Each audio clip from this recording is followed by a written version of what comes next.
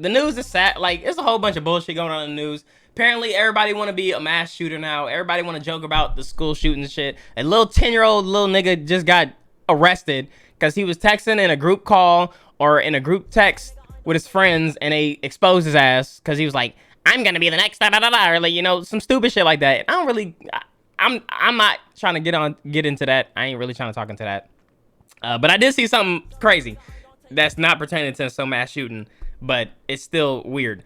A pastor is accused of sexual misconduct with a 16-year-old. A pastor. Can't say that I'm too surprised, man. A stunning confession by a beloved pastor. I committed adultery. Oh, he did this shit in front of everybody. I thought they... It was nearly 20 years ago. It continued far too long. 65-year-old Reverend John Lowe, who has been married to his wife Debbie for 45 years, poured out his heart to his congregation in Warsaw, Indiana during Sunday services, but it didn't quite go as he hoped. How did he think it was gonna go? What do you think happens after this? Do y'all forgive him? Like, do y'all forgive him and let him live, or... And this is another thing, man. This is why, like, you know, I ain't gonna look at God. This is why I'm not, you know, I ain't gonna say what y'all need to believe in. I'm just speaking me personally. It's just why, one of the many reasons why I'm not religious, because a lot of people use religion to do bad things and just say that they're gonna pray and give their life to God afterwards, or just pray about it later. When in reality, you should just be a good person to be a good person, not expecting a reward for being a good person. A lot of people who are religious do fucked up shit, lie, cheat, steal, and they see it as a free card, like praying and asking for forgiveness as a card, like a free card to just do whatever the fuck they want, and they get a full reset. It's like so fucking stupid.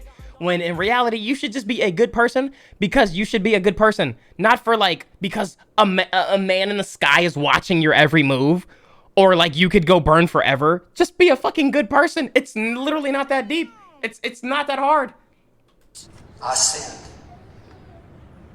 I need to say that, and you deserve to hear it. Churchgoers rewarded him with a standing ovation, but things soon took a darker turn.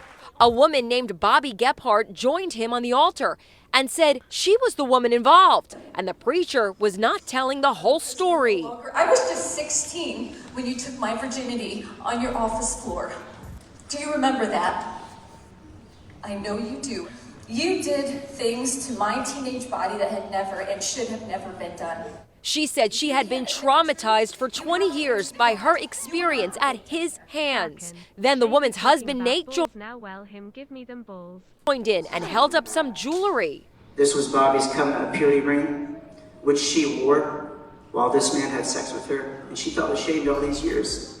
As she stormed out of the church, members of the congregation embraced her and shouted angrily at their pastor. If you did it, you need to admit it.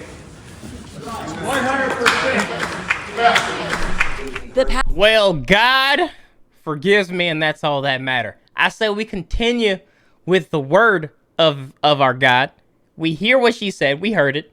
We acknowledged it. It was wrong. Now let's move on. No, dude, you need to go to jail. Well, look, my mind has been in jail for so long, but now I am free with his grace and glory. Amen. Amen. He forgives. Why can't you? Why can't you, man? Why can't you, ladies and gentlemen? Dude, stop using God as a scapegoat. You're a fucking creep. You fucked her on your office floor. Is this the same building? Well, there's been a little bit of remodeling. So let's say the sin has been removed from this place and shall never enter again. Can I get a hey, man? Can I get a hey, man? Pastor had to face the By the way, this is not funny. This is disgusting. It's sick. But bro, like, dude, congregants and beg for their I gotta cope somehow, man. Once again. I ask you to forgive me. And that's all I can do. Abby Plummer is the preacher's former daughter-in-law. She also knows the victim well. It's sad all the way around. I felt for Bobby. I admire her and Nate for doing that. But the only reason the truth came out was because Bobby and her husband had the courage to walk up there and tell the truth. And she laid it all out with him standing right there. She looked him right in the face too. You know how hard that probably is for her, especially it happening at 16. A lot of people are scared to even be in the same room as them. She's talking to him right in his face.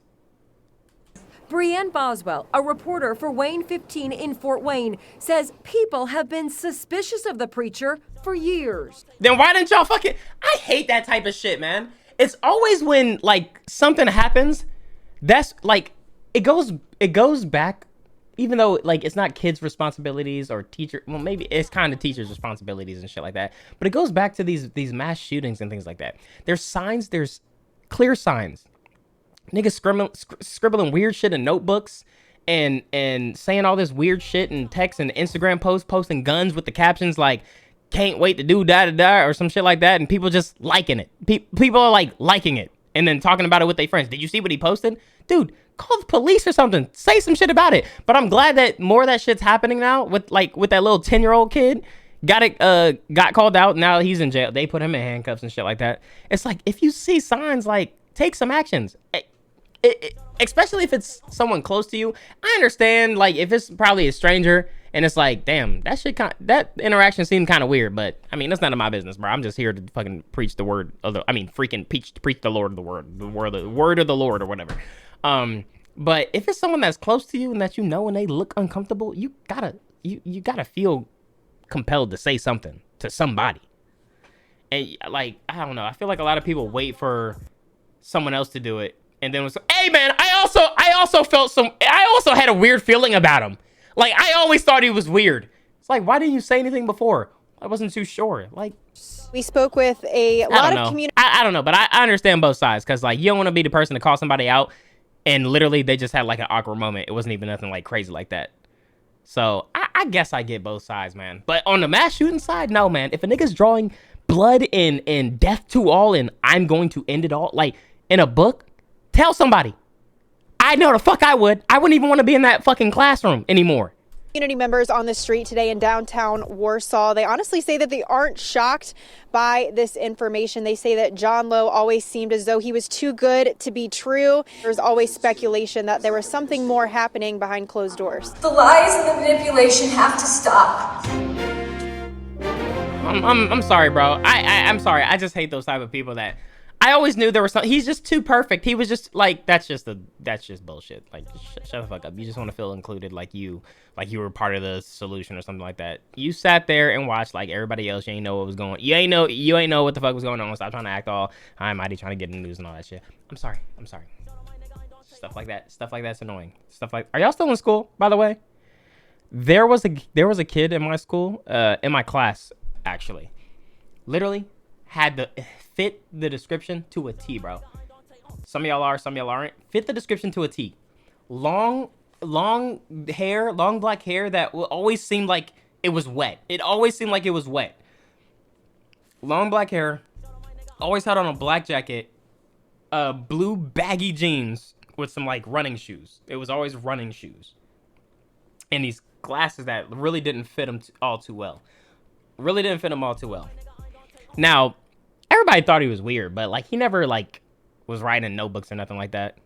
But me, even back then, I made sure that was my nigga, that we was cool, that he understood I fucked with him. No matter what, man. You need a pencil? Hey, I got you, dog. Hey, you got paper? Hold on, bro, I got you. No, I got you. I can just ask the teacher. No, I got you, bro. Hold on, bro, here you go, bro. Like, I made sure he knew that. I don't care, bro. Who am I to judge you, bro? Hey, man, you be getting bullied? I be getting bullied too, bro. Like, come on, like, I may be cool with some of them, but like, that's because I make them laugh. Do I like them? Not really, but like, you know, we gotta survive, you feel me? So it's like, whatever you going through, I'm going through too, man. So, you need more paper? I got you. I got you, bro. Hold on, bro, I got you. And, bro, I feel like that's the type of move a lot of people need to make. Like, just be cool with them, man. If they look a little weird, they probably are weird, but like, be nice to them. Because one, it can make them feel better and not feel as mad as they might be, or become as dangerous as they might be, or they could even look out. Like, they might let you know some shit a day before, be like, hey man, don't come to school tomorrow. And then you can go ahead and fucking tell the feds, tell the cops, tell your friends, tell your teachers, all that shit, and you still saving lives. So it's like, either way, it's a win-win. Anyway,